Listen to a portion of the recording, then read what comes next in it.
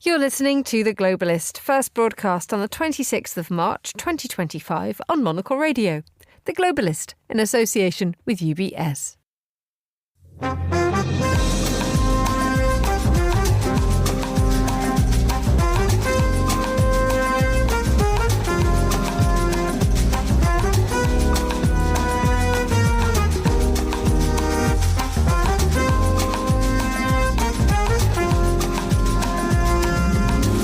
Live from London, this is The Globalist with me, Emma Nelson. A very warm welcome to today's programme. Coming up. So, jetzt, liebe Kolleginnen und Kollegen, verehrte Gäste, ich begrüße Sie zur konstituierenden Sitzung des 21. Deutschen Bundestages und bitte Sie, wieder Platz zu nehmen. Germany's new Bundestag gathers for the first time, with the parties still to agree on a coalition and seismic changes being made to Germany's commitment to defence spending. We'll look at a political scene where the dust is yet to settle. Also ahead in the next 60 minutes, Brazil's highest court weighs in whether to put the former president Jair Bolsonaro on trial for attempting to stage a coup. We'll look at the papers, hear how Airbus is pushing ahead in defence, plus... Connected to seismic monitors, the piano automatically produces sounds when earthquakes occur anywhere in the world, creating music randomly, according to nature's own unpredictable schedule. We'll celebrate the work of Ryuichi Sakamoto as an exhibition dedicated to his music opens in Tokyo. That's all coming up on The Globalist, live from London.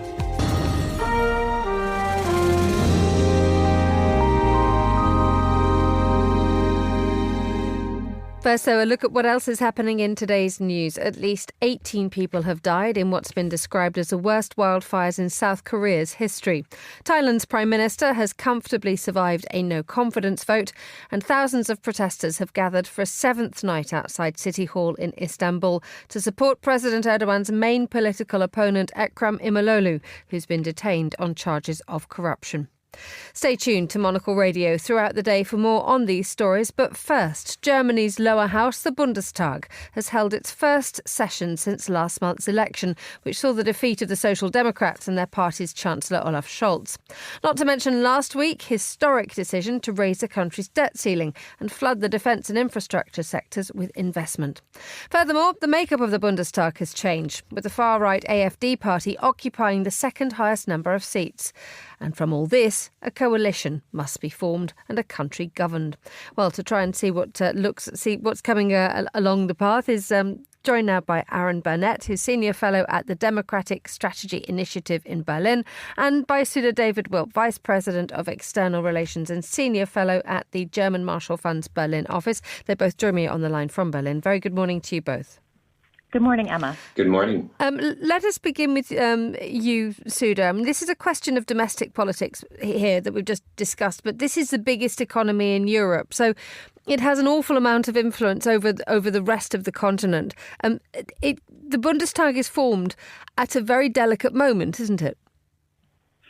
Yes, indeed. I think when this whole election cycle in Germany has been at a pivotal time for Europe and the United States, the transatlantic relationship, Germany's government collapsed last year, basically the day after the U.S. voted to usher in Donald Trump for another term in the White House.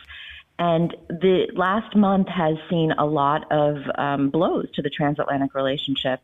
And I think Germany has decided that, and which is a staunch ally of the United States, it's embedded in its post-World War history, that Germany needs to take care of its own security along with its European partners. And this is definitely a turning point, the one that Chancellor Scholz tried to introduce in 2022, but it looks like Germany is actually now making that turning point. And Aaron, was there a sense yesterday that Germany was making a turning point? I think that really is the big question, Emma. Friedrich Merz actually fired a shot across the bow of the SPD by saying that Chancellor Scholz's Social Democrats needed to be ready for a change.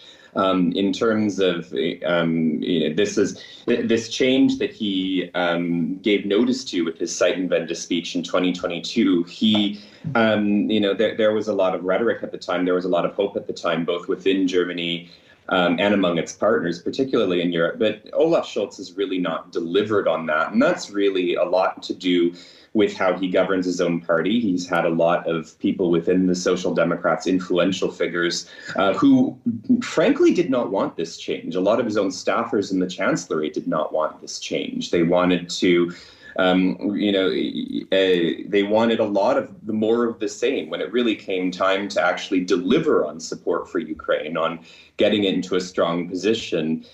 We saw we saw the Chancellor actually revert to old habits of, dependence on China, of not willing to support Ukraine with what it really needed to have.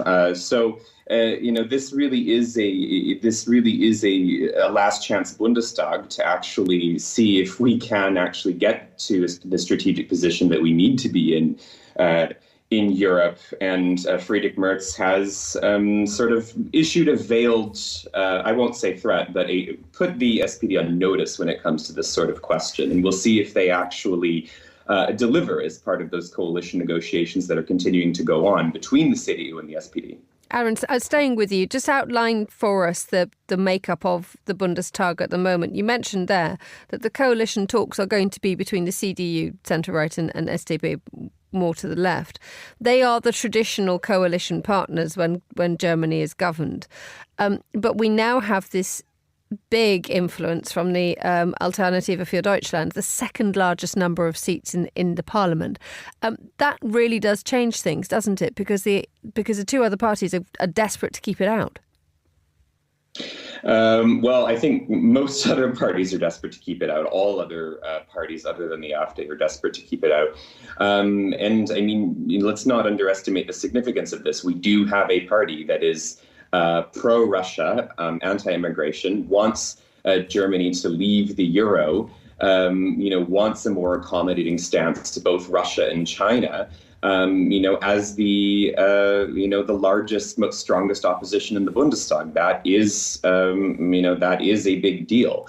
And keep in mind, too, that Friedrich Merz also, sought the need to actually also get the Greens, the other major sort of establishment Democratic Party in the Bundestag, their support for this new spending plan that you mentioned at the very beginning to show a sort of united front. And the AfD will also use that for its own rhetoric and say that it is the only real alternative to the way that Germany has been governed so far. Certainly expect them to make that position more clearly in this new Bundestag with an increasing number of MPs, of course. And Suda, just bringing you in for the wider view of this, when you're in Europe or indeed in the rest of the world at a moment of extreme volatility, and you look back at Germany and you hear that the second biggest party is pro-Russia, anti-Europe, how does that form people's reactions and treatments of Germany? Well, I think, to be very honest with you, it's not just the far right. There is also a populist left flank in the Bundestag. The Bundestag is very fragmented. That's why there was an extraordinary step during the outgoing Bundestag for the mainstream parties to band together and loosen the debt brake, because Germany knows that this is the last chance for reform. And so now the coalition talks, the center-left SPD and the center-right CDU, CSU, are equipped to make changes, are equipped to make reform. And actually, Friedrich Merz is not in a very good negotiating position, because he actually allowed for this debt brake loosening, and he has no other choice but to form a coalition with the SPD. As far as the AfD and Germany, I mean, Germany has now sort of entered the realm of other Western democracies where there is a far-right party in the political spectrum. So in a way, it's normalized because of the fact that Germany has its history. The AfD was seen as a taboo party, and actually, it is a party that's even, been sort of held at arm's length by other far-right parties like Marine Le Pen's party in France.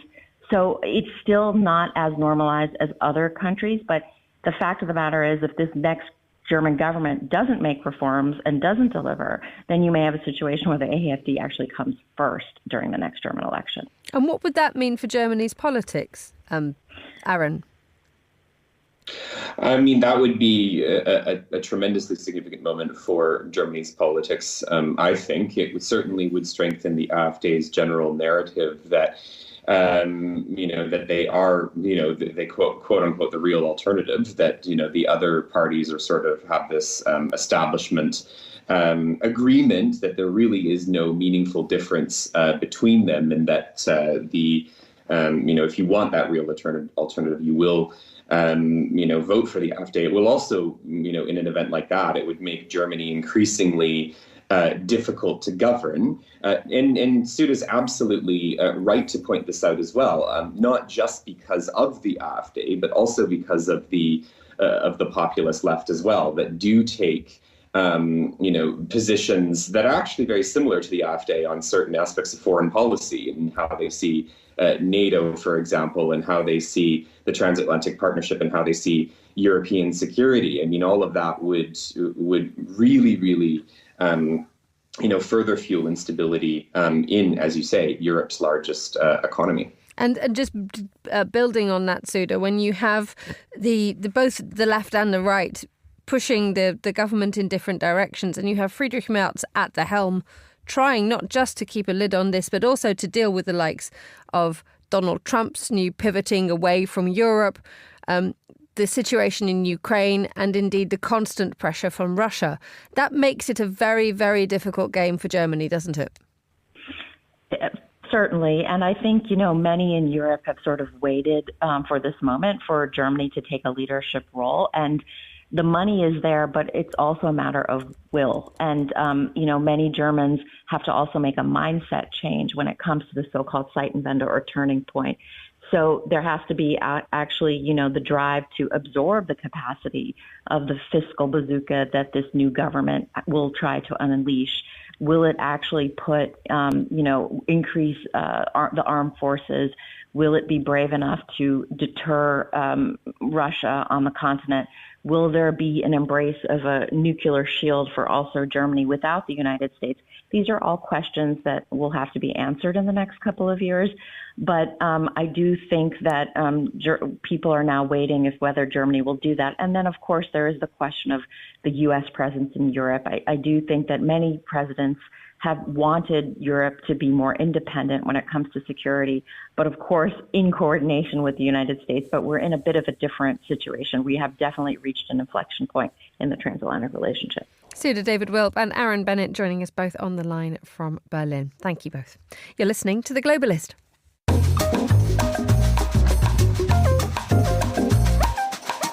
4:13 a.m. in Brasilia, 7:13 a.m. here in London. And Brazil's highest court is deciding this week whether to put the former president Jair Bolsonaro on trial for attempting to stage a coup against his successor, the current president Lula da Silva. Mr. Bolsonaro, who's still the country's preeminent conservative leader, has dismissed the coup charges as ridiculous. I'm joined now by Antonio Sampaio, who's an expert on Brazilian politics. Good morning, Antonio. Good morning. So just bring us up to date, please, with what is currently happening in court. Where were we at end of play on Tuesday? Yeah, so this is a crucial moment for Bolsonaro's political career, although people already knew that this was going to happen for quite a while. This is the culmination of the investigations on the alleged attempted coup that involved the invasion of the institutions of power, the buildings of the administration back in 2023, in early 2023, in a sort of repetition of what happened in the US. Bolsonaro and a group of extremely powerful officials of his government are being accused by the prosecutor general after a long investigation by the federal police of attempting to overthrow the democracy and stage a coup. It's based on a plea bargain statement by a former right-hand man of Bolsonaro during his administration, saying that Bolsonaro actively participated and tried to stage a coup to stop his political rival Lula da Silva from taking power. And spreading misinformation that the elections had been a fraud. So this is a very important moment for Bolsonaro. And now yesterday, the Supreme Court started to hear the accusations, although most of the points had already been released. The prosecutor general made his statements, and the lawyers for the several, again, extremely powerful individuals, the former head of the Brazilian Navy and several of Bolsonaro's former ministers, stated their defense and mostly did not deny or did not address exactly the main points, the core points of the accusation, but tried to individually argue that they had not had a role to play and did not know of the main sort of things that were going on. So, and today the Supreme Court is scheduled to decide whether or not to accept the accusations, if there is enough evidence to then open a full-on trial. In that case, Bolsonaro and this group of extremely powerful people will become defendants in a very, very important and slightly sad moment for Brazil, in which, extremely powerful political figures are accused of attempting to subvert Brazilian democracy, which is relatively young. We had our military regime back in ending in the 1980s, and now this trial is sort of bringing back old ghosts for Brazil. Indeed. I mean, if this trial does go ahead and everything is heard in open court and the world watches, what are the repercussions both for Bolsonaro, but also for Brazil as a whole and its role in the world? Well, there is a positive side, of course, which is the fact that there is a trial and that the accused of a military coup are being prosecuted. And this is related to the extremely active and slightly combative Supreme Court that has been repeatedly blocking several of Bolsonaro's measures during his government, and afterwards actively prosecuting suspected, activities to overthrow democracy, to invade the buildings of the Brazilian state. So there is this positive side that is showing that Brazilian institutions, at least some of them, are functional. It is an important moment for let's say the second important political force in Brazil, which is now the hard right. Brazil is now ruled by the Workers' Party, which is a left-wing party, vicious rival of the Bolsonaro faction. And Brazil used to have two very important parties, one left, one center-right, the PSDB. And the PSDB, the hard right of Bolsonaro's movement, he changed parties several times, so it's difficult to say that is one specific party. But Bolsonaro completely annihilated the center-right, and the center ground of Brazilian politics has greatly emptied. So now Bolsonaro's faction is now the second, let's say, important political force in Brazil. Who will take up the mantle and the leadership of this movement if he's found guilty and put in jail? So this is an important moment for Brazilian politics, for sure. Indeed, and if the judges rule not to go to trial, I mean, you mentioned the idea about, if a trial is agreed, then it demonstrates that the institutions are functional. If the judges decide not to go to trial, what does that say about the institutions?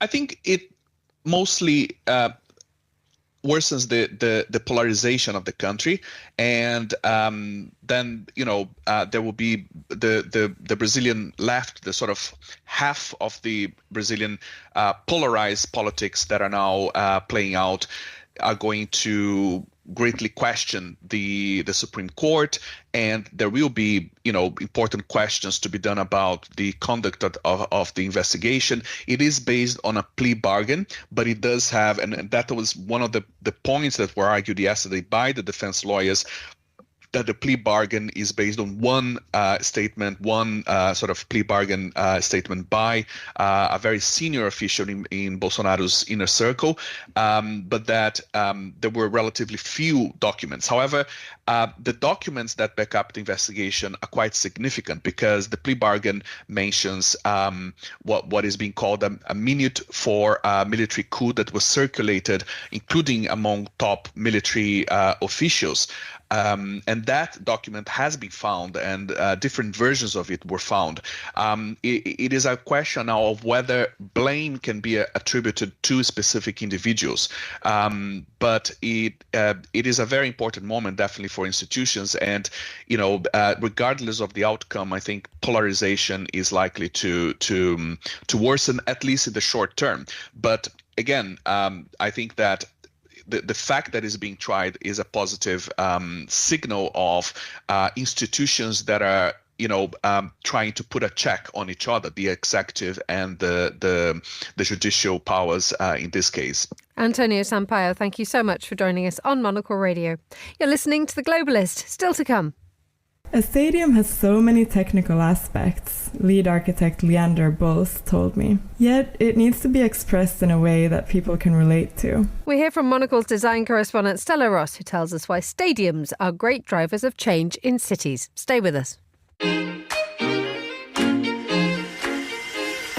UBS has over 900 investment analysts from over 100 different countries. Over 900 of the sharpest minds and freshest thinkers in the world of finance today. To find out how we could help you, contact us at ubs.com.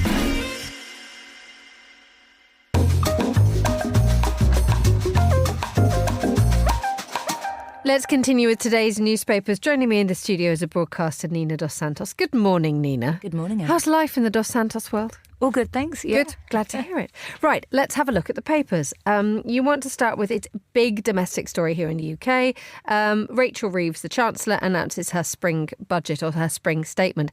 It's not a full budget, but it feels as if it has the importance of one. Well, for the last decade, the UK has had the pleasure of having not one, but two budgets a year. That was actually ushered in by the Conservative Chancellor at the time, George Osborne. So not Rachel Reeves' fault, but what it does is it obviously gives the government two bites at the cherry, if you like, in terms of taxation and also spending. And a lot of governments, Conservative and Labour, have been using that double dipping strategy into people's finances for quite some time. And given the perilous, or let's say parlous at the moment, not quite perilous, state of British finances, it's likely that we're going to see another grab for at least some cash from people in terms of taxes, perhaps, but certainly a grab on benefits, so curtailments of spending. And so this is the weak point of Rachel Reeves' strategy, where she's essentially said she wants to put the public finances on an even keel and will not in any case borrow more money to invest. But the problem with that strategy is that it means she's going to have to keep cutting. And so despite the fact that we saw a whopping tax and spend budget in autumn, the last time we had a budget, when the Labour Party had first just gotten into office, we're likely to see more economies that are going to be demanded in this budget as well. And that won't go down well with her own MPs or with the electorate. Indeed. I mean, just looking at the wider situation, there's an excellent sort of outline, an explainer in the FT today, which talks about just how difficult a situation Rachel Reeves faces by trying to grip the public finances, because we have still very high interest rates, we have weaker growth than expected, and we have the announcement that the UK's public debt burden has surged faster than any other big advanced economy since COVID-19. She goes into a spring statement with huge amounts of pressure to try to balance the books. She did this enormous tax and spend gesture last year and said it would be a one-off. She said it would be a one-off, and it can't be. It can't be, because, as you just said, this is like catching a falling knife. And she's in one of those really difficult predicaments where some people say, look, it might be best to actually, bend those fiscal rules, rewrite those famous fiscal rules that she's hemmed herself in with, and, shed a little bit of that sense of responsibility and borrow to, at all costs, just get growth going. Because obviously this is the Labour government that has come to office promising at all costs growth. In fact, what they promised was one of the highest rates of growth, if not the highest rate of growth, in the G7. And currently, last time I looked, the UK economy is on track to grow just 0.3%. It actually shrank 0.1% in the month of January at the start of this year. And there is some slightly good news for the Chancellor today, and that is that inflation is ticking down a tiny bit ahead of this statement that's going to be delivered just after midday here in the UK in the House of Commons. But, inflation's still at 2.8%, when, as I said before, growth is, if best at 0.3%, and may well head into reverse gear, partly also because of just this sense of malaise. The other intangible is public confidence and business confidence, and that is shrinking fast. Let's move on to another story in the Eye about the expansion of the nuclear weapons club. Yeah, that's right. What we're starting to see in a lot of the newspapers is talk of the sort of post-war consensus essentially going out the window because of the unreliability and chaotic pronouncements coming from Donald Trump's White House just, 150 or so days into his administration. Of course, we've had big, allies alienated, some of them like Canada, some of them like the UK still just about inside the club, and then, this really fractious relationship with Europe, and all of this at a time when there may well be a botched peace deal over Ukraine has got various countries concerned about their nuclear future. Now, ever since the end of the Second World War, in fact, remember that the nuclear non-proliferation treaties were signed back in 1968, the United States, and at the time the USSR, most of which is now Russia, had devised this strategy where they would essentially, protect other countries, the US protecting about 30 countries with its nuclear umbrella, under the proviso that those countries wouldn't develop their own nuclear weapons. Yes, there's some states that have gone ahead and done it anyway, but the problem is twofold. One, America is now not being viewed as a reliable ally, and two, the nuclear technology is much easier to bolt together to create a nuclear weapon and get your hands on. And also, there's a lot more nuclear material out there that's already in circulation. So we're starting to already see countries like Poland. You remember the Prime Minister of Poland, Donald Tusk, has on various occasions started to float the idea that Poland could make its own nuclear weapon, and in the meantime lean upon France to provide its own nuclear weapon. Germany, under its incoming Chancellor Friedrich Merz, has had a huge U-turn on this subject of nuclear weapons. Not only is Germany now willing to have nuclear energy, it may be willing to have its own nuclear weapons. And then you've got other countries like South Korea as well. So we're into a new arms race, not just in terms of spending more on, weaponry that the United States wants NATO countries to buy off them, but nuclear arms as well. Indeed, you have this, as you mentioned there, this fact that the middle tier countries are now not necessarily queuing up, but focus is being they're now focusing on it in a new way that arguably we haven't seen at all in our lifetimes. And we now have the likes, this is according to the Eye, Taiwan, Turkey and Egypt, all declaring an interest in acquiring a deterrent. And you get that feeling that once one person has it, everybody wants one. And we will, and like you say, the accessibility is something which is brand new. This is the real key bit. So those are the sort of second-tier countries that might be lured into deciding, as you said, to get their own. And if they do, or even start talking about it, it has huge implications for Iran, because obviously one of the big topics of debate over the last 10, 15 years has been whether or not Iran should be allowed to have any nuclear technology at all, for fear that it has been developing its own nuclear weapon. But if you're suddenly into this era of non-proliferation going out of the window, then that nullifies that particular argument, and all of the sort of, bellicose pronouncements we've had, particularly from members of the Republican Party on the subject of Iran and whether or not there should be an Iran nuclear accord, or whether or not Iran should, face sanctions for being on this track to developing its own nuclear weapon. If other countries just say we're going to do it anyway, as I was saying before, that nullifies that. Finally, let's talk about the fallout from the astonishing story involving the group chat and the deployment of weapons. Deployment of a you mean what goes on Signal doesn't stay on Signal? Doesn't stay on Signal if you happen to have the editor-in-chief at The Atlantic as part of the group.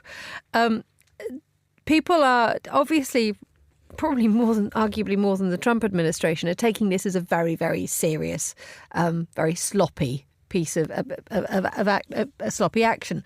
The Times has decided to have a bit of fun with it, hasn't it? And this is this glorious thing that the cartoon is still so good, is still so relevant, and tells so many stories. That's right. So the Times has this wonderful cartoon, which is basically the characters involved in this embarrassing signal chat fiasco. So J.D. Vance, Mike Waltz, the National Security Advisor, who originally added the editor-in-chief of The Atlantic on this signal chat when they were talking about, a strike on Houthi rebels in Yemen. What a security blunder. And of course, Pete Hegseth, who waded into the debate and made all sorts of really unpleasant comments about how Europe was freeloading and pathetic on issues of defence. And what they've got in this picture in the Times is Pete Hegseth, who's famous for his kind of macho tattoos he has all over his chest, topless, with his tattoos on display, and a tattoo artist tattooing idiots onto his forehead. and he's screaming and shouting, saying, this is going to tell them what I think of them when they try and tell me off about this signal chat, which I thought was really sort of boot on the other foot. Works a treat. Nina Dos Santos, thank you so much for joining me in the studio. You're listening to The Globalist with me, Emma Nelson. The time here in London is 7:30 a.m. A quick look now what else we're keeping an eye on today. At least 18 people have died in what's been described as the worst wildfires in South Korea's history.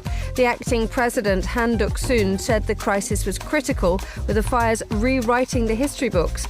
More than 23,000 people have been evacuated from their homes. There are reports that a rescue helicopter has also crashed. Thailand's Prime Minister has comfortably survived a no-confidence vote. Paetongtarn Shinawatra won the backing of 319 of the country's 488 lawmakers. In the hearing, she was accused of being unqualified for her job, lacking economic knowledge, evading tax and following directions from her father, the billionaire Thaksin Shinawatra. Thousands of protesters have gathered for a seventh night outside City Hall in Istanbul in what the main opposition party said would be its last demonstration in the area. The rally was held in support of President Erdogan's main political opponent, Ekrem İmamoğlu, who's been detained on charges of corruption. Almost 1,500 protesters have been arrested so far. And the US Vice President J.D. Vance has announced he'll travel to Greenland later this week. His wife is already scheduled to go to the island. Local politicians have criticised the visit. This is The Globalist. Stay tuned.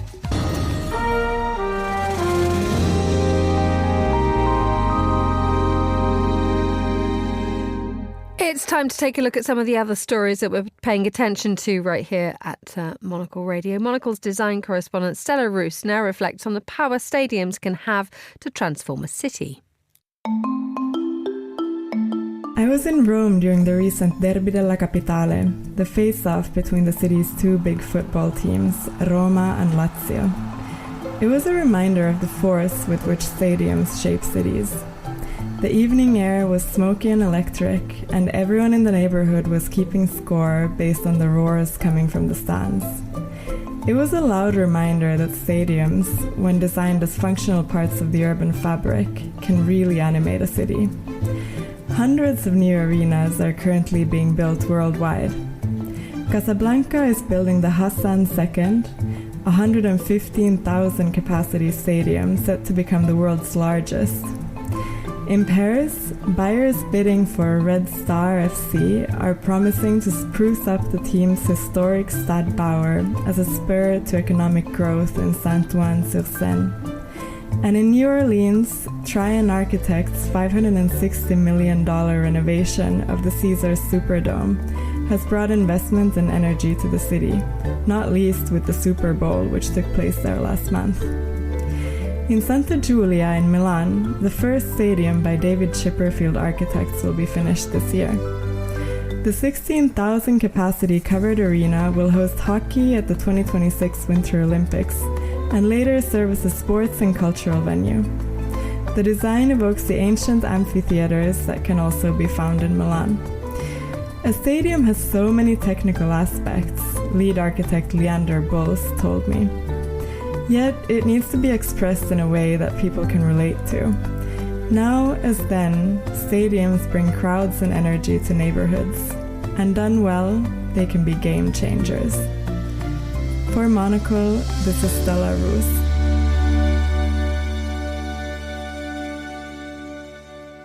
Thank you, Stella. For more from Monocle's editors and correspondents, sign up for our free daily newsletter, The Monocle Minute, at monocle.com/minute.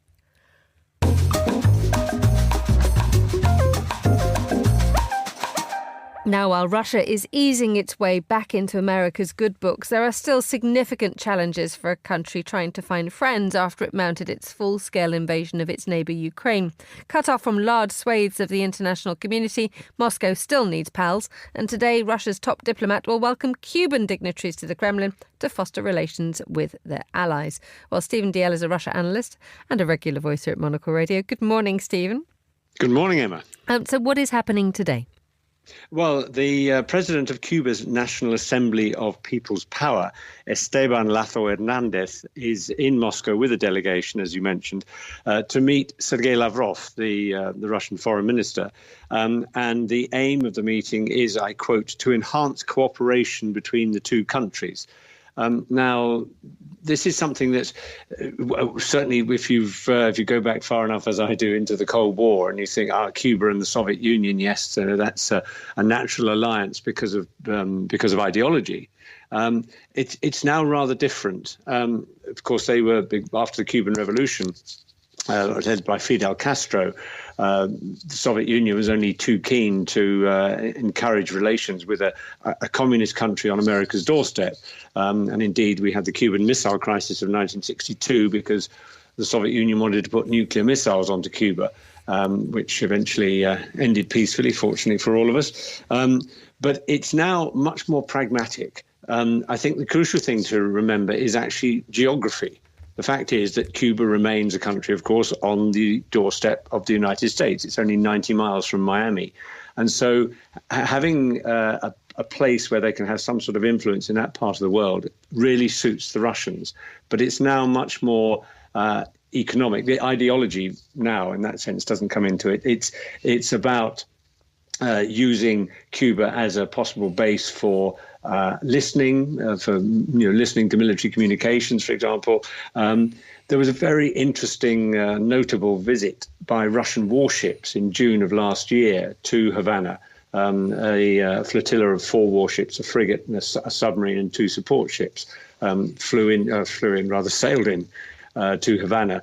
And that was a real sign that there is a strong cooperation. I wouldn't go as far as saying friendship, but certainly cooperation, which can be mutually advantageous to both Russia and Cuba. The changing direction of the United States, its warmer messaging towards Moscow, how does that change things? I think that although the Russians are welcoming, they're somewhat surprised, I think, that as we all are with what Trump is doing, but they also they welcome that, but they also see Trump as a wild card. They know that tomorrow Donald Trump could come out and say, I spoke to Vladimir Putin and we actually disagreed. They don't see him as reliable in the long term, and so and also, of course, in 4 years' time, unless he's changed the constitution, he won't be president. There'll be someone else. Whereas Cuba, they know, is a poor country that they've been helping financially in order to gain their own advantages. And so Cuba, in a curious way, is a far more long-term reliable ally than any Trumpian United States would be. How much of a problem does Russia still have with finding friends? Because as the war has dragged on, the transactional nature of geopolitics and economy has changed as well. And is Russia still desperate to find friends, or has it sort of settled into its new world? I think it's settled into its new world. It's, and realpolitik dictates that actually much of the global south, as it's now known, countries in Africa or in South America, are not as anti-Russian as we in the West have been because of Russia's terrible invasion of Ukraine. I think you need to look at it with a world perspective. That yes, much of the West is still against Russia and wants Russia to pull out of Ukraine, although, of course, there are cracks in that alliance too. But other countries around the world are somewhat shrug their shoulders. It's very notable, for example, that if you look down the list of countries who have voted in the UN resolutions, both shortly after the invasion of Ukraine in February 2022, and more recently when, horrifyingly, the United States voted to say that Russia wasn't the aggressor. If you look at all those, there's been 3 major votes, and on each occasion, Cuba and a lot of other countries in the global south have abstained. And I think that's very significant. That for Russia is good enough. Russia gets very angry with countries that have voted against it, of course, is very pleased with places like North Korea and Iran that have voted with them. But abstention for Russia, that's good enough. And that's certainly has not hindered the development of relations with Cuba. If I can just add one thing that did slightly hinder it last year, or in fact 2023, the Cubans said that the Russians had come to Cuba on a mission to recruit mercenaries, and they said to go and fight in Ukraine for the Russian army. And they said, we don't do this. We don't do mercenaries from Cuba. And there was a little bit of disagreement between the two sides, and Cuba stood its ground. Some Cubans did go to fight for Russia, but not really in large numbers. But apart from that, relations have been pretty smooth, pragmatic, and that suits Russia and indeed Cuba. Stephen Dalziel, thank you so much for joining us as ever on Monocle Radio.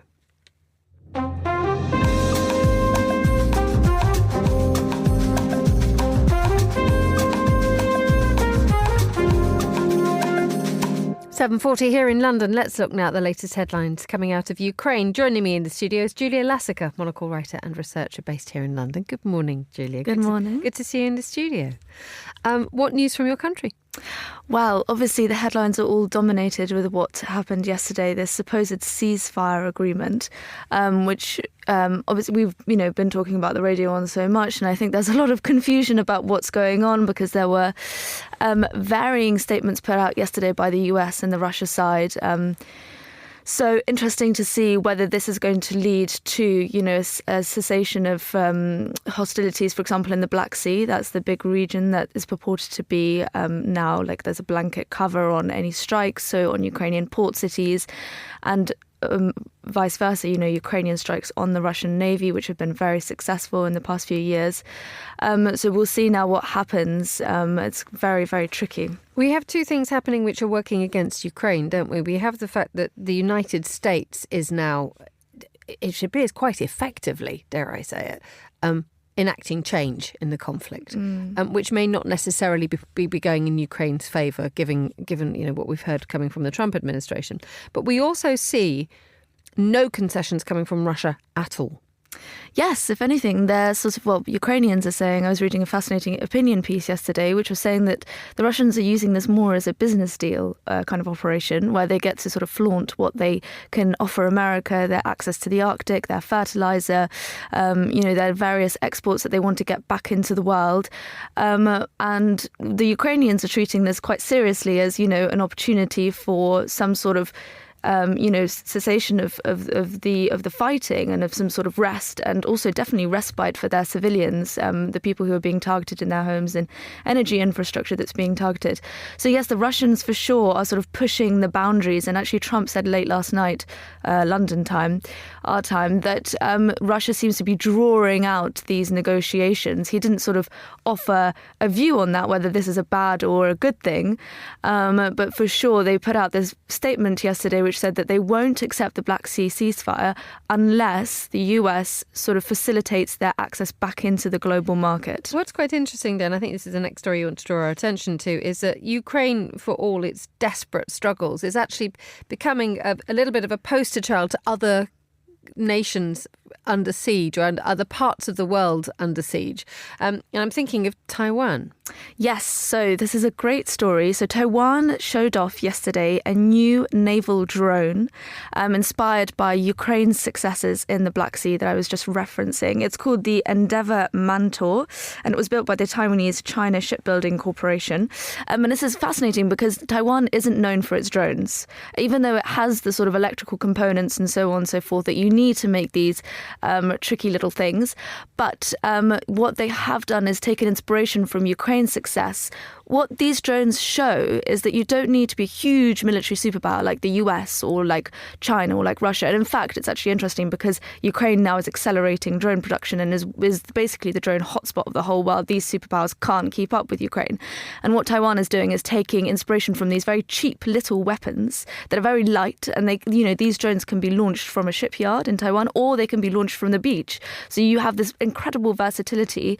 And then they can destroy these enormous hulking pieces of machinery, and it's just incredible. It's really David versus Goliath. It's incredible. Let's keep with the Ukrainian military theme, but it's getting softer, isn't it? Yes. That if you have veterans who are coming back from the front line, who are clearly in need of care, attention, love and rehabilitation, the Ukrainians have come up with a nice idea. Yes, so my favourite idea, it's so gorgeous. So there's a little Carpathian hospital in the Carpathian Mountains, Nadvernyanska, and there is a soldier there, Yaroslav Davydenko, who was telling his story. And so he came back from the front line. He'd been hit by a mine, and so he was in incredible pain, psychologically as well, worn down. But then this incredible little companion came into his room, a golden retriever. And so this is a beautiful article. Not just a golden retriever, It was a golden retriever with a basket of sweets between it. Exactly. So the poor man must have thought he was hallucinating. I think he was so happy because suddenly there's this beautiful, warm little creature next to him. So treats everywhere. Exactly. So the hospital staff were explaining why this is such a good idea, because the dog requires constant attention. So you need to be in the here and now, and you're using you're interacting with the dog. You're using your body parts, perhaps body parts that have been damaged, and so you're regaining movement, agility, just through the love of this animal.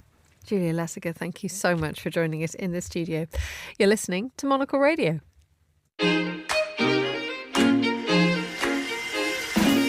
UBS is a global financial services firm with over 150 years of heritage. Built on the unique dedication of our people, we bring fresh thinking and perspective to our work. We know that it takes a marriage of intelligence and heart to create lasting value for our clients. It's about having the right ideas, of course, but also about having one of the most accomplished systems and an unrivaled network of global experts. That's why at UBS, we pride ourselves on thinking smarter to make a real difference. Tune in to The Bulletin with UBS every week for the latest insights and opinions from UBS all around the world.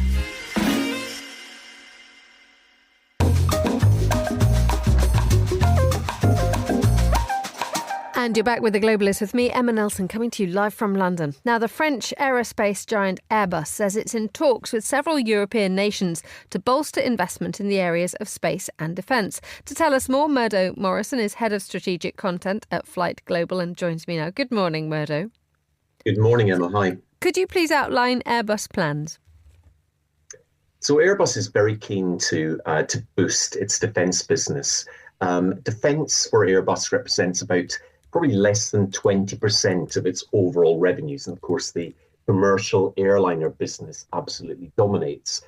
Now, what's really happened in Europe is that the dream of creating a aerospace champion for Europe has worked very well on the commercial airliner side with Airbus, where they dominate. They dominate their only rival, Boeing. But it's not really happened in defence, where the defence aerospace market still remains very, very fragmented. Airbus are a player, but so too are BAE Systems in the UK. Italy has got Leonardo.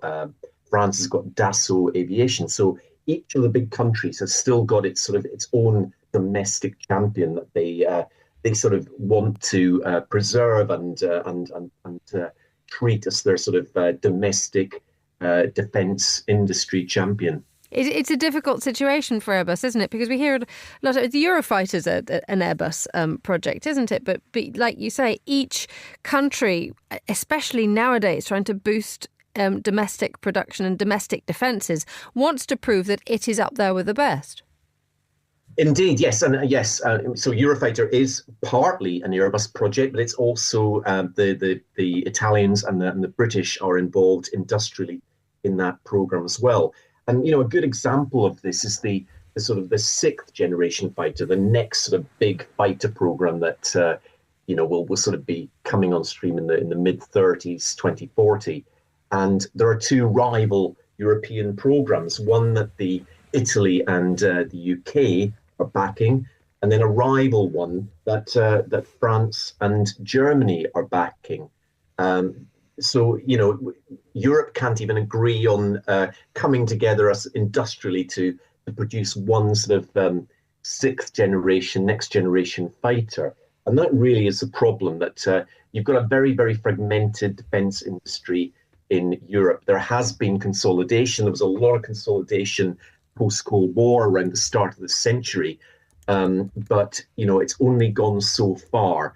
Now, you could argue that some of that consolidation is some of that lack of consolidation is good, because you've got sort of rivalry, you've got competition, and it keeps everyone sharp. But in a market like defence, you also need scale, and that's what the Americans have got, and that's why US exports such as the F-35 are very successful, because you can buy them in scale. Countries get offered industrial participation in these projects. But, politically now in Europe, there's a lot of concern about buying American programs, buying American aircraft, such as the F-35. People even saying, well, if it came to a crisis, would the American government even support these aircraft with parts and support and all the massive sort of technology, digital technology that goes into these aircraft? Murdo, is this just a European problem, or is this something that we're seeing in other countries, in other parts of the world as well? I mean, I'm just thinking about in the United States, if we turn our attention to Boeing, Lockheed Martin, I think it's a couple of days ago since I think it's the F-47 was announced. Do we have a similar situation there? Not really. There was, going back decades, there were probably too many US suppliers. There was a massive consolidation there. And I think the number of players there, it's never perfect. There are concerns around Boeing's defense business. But you really only have now sort of 3 or 4 companies, primes, if you like, competing for a lot of these contracts. And the budget is so big in the US, and there are so many exports. So the US can sort of leverage its power to sell aircraft to its allies around the world, whether that's South Korea or Israel or whatever. So, the American defense industry is very, very strong. And that's always been Europe's problem, that it's been difficult to compete against this transatlantic giant that can really wield a lot of influence. Finally and briefly, Airbus is doing pretty well commercially, though. Airbus is doing, yes, exactly. So Airbus is doing very well commercially. You always ask what the problem is. Airbus's only challenge at the moment on the commercial side has been not demand. They've got a massive backlog, 8,600 aircraft that airlines have ordered. But their problem has been supply. So it's been problems with delivery of engines and other sort of problems in the supply chain. They haven't been able to produce as many aircraft as they would like, but certainly no problem with defence, with the demand. Murdo Morrison, thank you as ever for joining us on The Globalist. Finally, on today's show, a look at a new sound exhibition in Tokyo dedicated to the musician and composer Ryuichi Sakamoto. Monocle's Ryuma Takahashi explored the exhibition and sent us this report narrated by our Tokyo bureau chief, Fiona Wilson.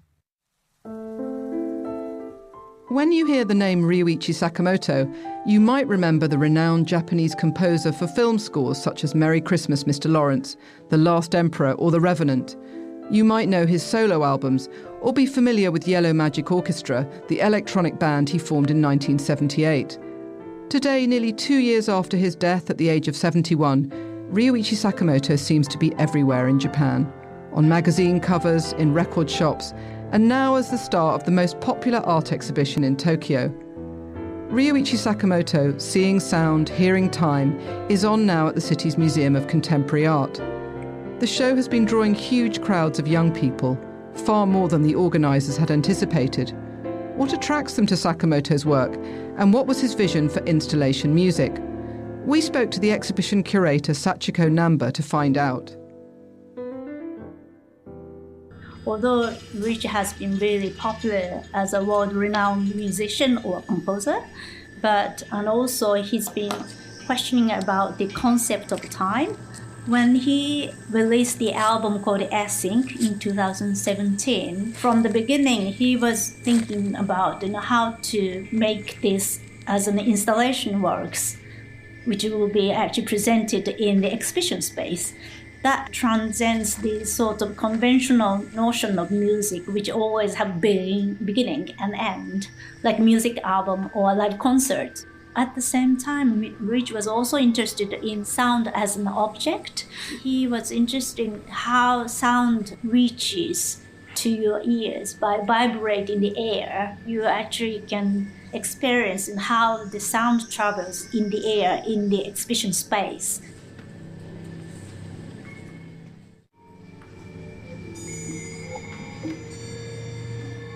This installation, called Async Volume, translates the complex musical ideas that Sakamoto expressed on his album Async into a physical experience. In this work, videos of Sakamoto's New York studio, living room and garden appear on 24 iPhones and iPads scattered throughout the room. The viewer looks at the small screens as though peering into Sakamoto's inner world. He was interested in two things mainly. Well, one is, try to have this async, which means not synchronized, which is quite awkward probably if you think about the notion of music, which requires lots of synchronicity, So if you want to play in the orchestra with choir, it has to synchronize with each other. But when you say async, means you're actually free from the traditional notion of music. So that means he was interested in treating any sound as equal with no hierarchical order, but also that resonates in async, so it doesn't synchronize. But so that sort of the world or vision he was interested in.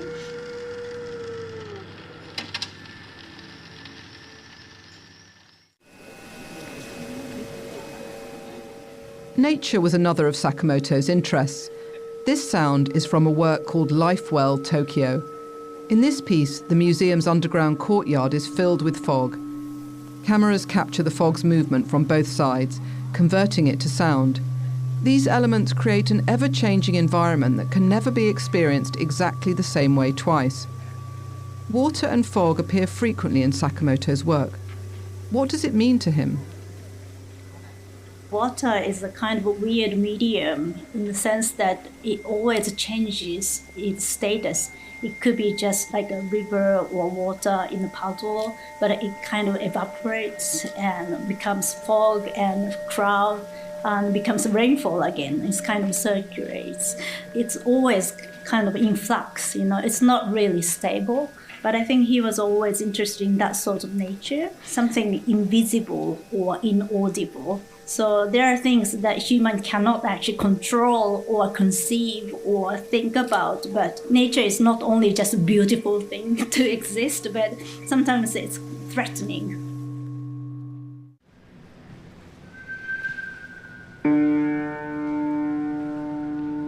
In this powerful installation, Is Your Time, a piano which was damaged in the earthquake that struck Japan in March 2011 takes on new life as an instrument that is constantly being tuned by nature.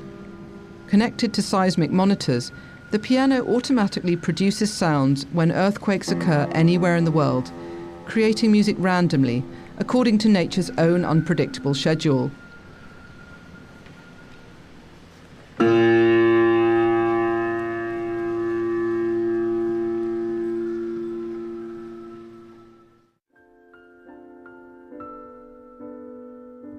Ryuichi Sakamoto's artistic vision bridges music, art, and environmental awareness. His works offer a sensory understanding of sound, nature, and time that goes beyond what words or images alone could express, inviting us to be fully present in the moment. I think exhibition or art exhibition in a museum experience is such an analog way of media. So you can only hear or feel only by visiting there. And you also have to spend some time here. So it's not like instantly, you can just grab it, but you have to actually come and spend certain time. But I think only that way you can actually feel the sound actually moves, or the air vibrates, or that sort of experience, which is so exquisite and which cannot be replaced by any other things. So I think that sort of experience appealing to the younger generation. That was Fiona Wilson talking to Sakachi Namba there. That's all the time we have for today's programme. Thanks to all my guests and to the producers too. For now, from me, Emma Nelson, goodbye. Thanks for listening.